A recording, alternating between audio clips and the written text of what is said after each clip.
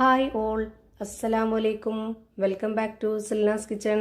ഇന്നത്തെ റെസിപ്പി നേന്ത്രപ്പഴം കൊണ്ട് നല്ലൊരു വെറൈറ്റി ടേസ്റ്റി ആയിട്ടുള്ള അടിപൊളി ഈവനിങ് സ്നാക്സിന്റെ റെസിപ്പിയാണ്. കുട്ടികൾക്കും വലിയവർക്കൊക്കെ ഒരുപോലെ ഇഷ്ടാവും.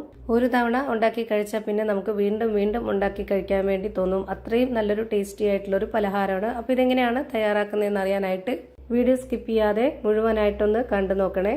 അപ്പോൾ ഞാനിവിടെ ഈ ഒരു പലഹാരം തയ്യാറാക്കാനായിട്ട് പഴുത്ത 2 നേന്ത്രപ്പഴം എടുത്തിട്ടുണ്ട്. ഒരുപാട് നന്നായിട്ട് പഴുത്തുപോയ പഴമല്ല, ഒരു മീഡിയം പഴുപ്പുള്ള പഴമാണ് എടുത്തിട്ടുള്ളത്.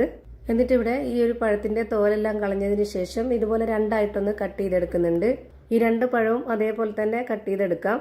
ഈ വീഡിയോസ് കണ്ടുകൊണ്ടിരിക്കുമ്പോൾ തന്നെ സിൽനാസ് കിച്ചൺ ചാനൽ ആദ്യമായിട്ട് കാണുന്നവരാണെങ്കിൽ പ്ലീസ് ഒന്ന് സബ്സ്ക്രൈബ് ചെയ്തേക്കണേ. ഒപ്പം തന്നെ ഈ വീഡിയോസ് നിങ്ങൾക്ക് ഇഷ്ടപ്പെടുകയാണെങ്കിൽ ഒരു ലൈക്ക് ചെയ്ത് ഷെയർ ചെയ്ത് സപ്പോർട്ട് ചെയ്യാനും മറക്കരുത്.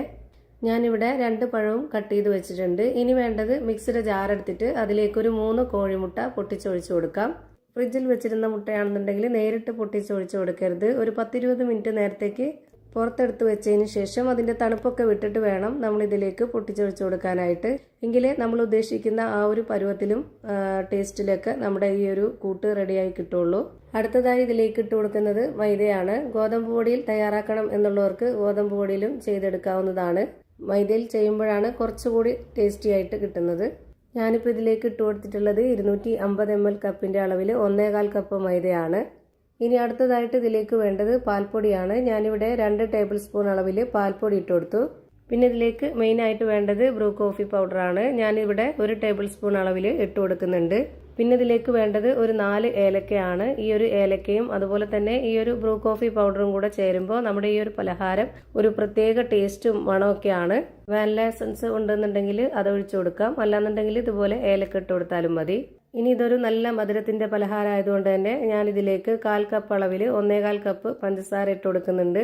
പിന്നെ ഇതിന്റെ ആ ഒരു മധുരത്തിനെ ബാലൻസ് ചെയ്യാനായിട്ട് ഒരു നുള്ള് ഉപ്പും കൂടെ ഇട്ട് കൊടുക്കാം.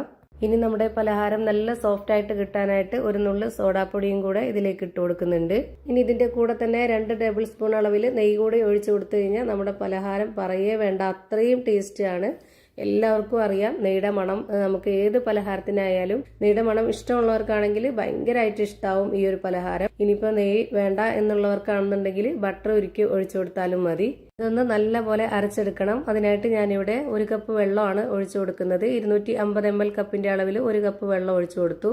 പാൽപ്പൊടി ഉള്ളത് കൊണ്ടാണ് വെള്ളം ഒഴിച്ചു കൊടുത്തത്. ഇനി പാല് തന്നെ ഒഴിച്ചു കൊടുക്കണമെന്നുള്ളവർക്ക് പാൽ ഒഴിച്ചു കൊടുക്കാം, കുഴപ്പമൊന്നുമില്ല, ടേസ്റ്റ് കൂടെയുള്ളൂ.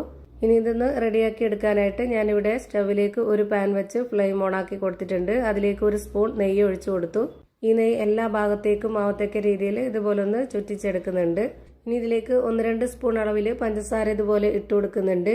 എന്നിട്ട് ഇതുപോലെ കട്ട് ചെയ്ത് വെച്ചിട്ടുള്ള ആ ഒരു പഴം മുഴുവനായിട്ടും ഇതുപോലെ ഒന്ന് അടുക്കി വെച്ച് കൊടുക്കാം. ഈ ഒരു പഞ്ചസാരയിലും നെയ്യിലും കിടന്ന് ഇത് നന്നായിട്ട് വെന്ത് വരുമ്പോൾ നല്ല ടേസ്റ്റും നല്ലൊരു മണവുമാണ്. ഇനി നമ്മൾ മിക്സിയിൽ അരച്ചു വെച്ചിരുന്ന ആ ഒരു മിക്സ് മുഴുവനായിട്ടും ഇതിലേക്ക് ഒഴിച്ചു കൊടുക്കാം. ഇതെല്ലാം ഒഴിച്ചു കൊടുത്തതിന് ശേഷം ലോ ഫ്ലെയിമിൽ ഇട്ട് കൊടുത്തിട്ട് ഒരു 10 മിനിറ്റ് നേരം വേവിച്ചെടുക്കാവുന്നതാണ്. അപ്പോൾ ഒരു ഭാഗം വെന്ത് കിട്ടും. ഇതിൽ തന്നെ തിരിച്ചിട്ട് കൊടുക്കാനായിട്ട് ബുദ്ധിമുട്ടാണ്. അതുകൊണ്ട് തന്നെ വേറൊരു പാൻ സ്റ്റവിലേക്ക് വെച്ച് ഫ്ലെയിം ഓണാക്കി കൊടുത്ത് അതിലേക്ക് കുറച്ച് നെയ്യ് ഇട്ട് കൊടുക്കുന്നുണ്ട്. നെയ്യിട്ട് കൊടുത്ത ശേഷം ഇതുപോലെ മൊത്തത്തിലൊന്ന് സ്പ്രെഡാക്കി കൊടുത്തിട്ട് ഇതുപോലെ ഇതിലേക്ക് തിരിച്ച് തട്ടാവുന്നതാണ്. പിന്നെ നമ്മൾ എത്ര സമയമാണോ വേവാനായിട്ട് എടുക്കുന്നത് അത്രയും സമയം വരെ ലോ ഫ്ലെയിമിൽ തന്നെ വെച്ചിരിക്കുക. ഞാനിത് ഈ ഒരു മിക്സ് ഒഴിച്ചു കൊടുത്തതിന് ശേഷമാണ് ഫ്ലെയിം കുറച്ചത്. അതുകൊണ്ട് തന്നെ ഈ ഒരു പഴത്തിന്റെ ഭാഗം ചെറുതായിട്ടൊന്ന് കരിഞ്ഞു പോയിട്ടുണ്ട്. അപ്പൊ അങ്ങനെ വരാതിരിക്കാൻ വേണ്ടിയിട്ട് മിക്സ് ഒഴിക്കുന്നതിന് മുമ്പായിട്ട് തന്നെ നമ്മൾ ലോ ഫ്ലെയിമിൽ ഇട്ട് കൊടുക്കണം. എന്നിട്ടൊന്ന് ഹീറ്റ് കുറച്ചതിന് ശേഷം മാത്രം ഇത് ഒഴിച്ചു കൊടുക്കുക. അപ്പോഴേ കറക്റ്റ് പരുവത്തിന് കിട്ടുള്ളൂ. ഇത് ഫുള്ളായിട്ട് ഇപ്പോൾ കരിഞ്ഞു പോയിട്ടൊന്നുമില്ല. ആ ഒരു പഴത്തിന്റെ നമ്മൾ പഞ്ചസാര നെയ്യൊക്കെ ഇട്ട് കൊടുത്ത ആ ഒരു ഭാഗം മാത്രമാണ് കരിഞ്ഞു പോയിട്ടുള്ളത്. ആ ഒരു ഭാഗം ഒന്ന് ചെത്തിക്കളഞ്ഞു കഴിഞ്ഞാൽ കറക്റ്റ് പരുവാണ്. ഇതിന്റെ ഉള്ളൊക്കെ നല്ല പോലെ വെന്ത് നല്ല സോഫ്റ്റ് ആയിട്ടുള്ള പഞ്ഞ് പോലെ ഒരു അടിപൊളി പലഹാരമായിട്ട് റെഡിയായി കിട്ടിയിട്ടുണ്ട്. അപ്പോൾ ഇത്രയേ ഉള്ളൂ ഇന്നത്തെ വീഡിയോ ഇഷ്ടമായാൽ ലൈക്ക് ചെയ്യാനും കമന്റ് ചെയ്യാനും ഷെയർ ചെയ്യാനും മറക്കരുത്. പുതിയൊരു വീഡിയോയുമായി വീണ്ടും വരും. Thank you for watching.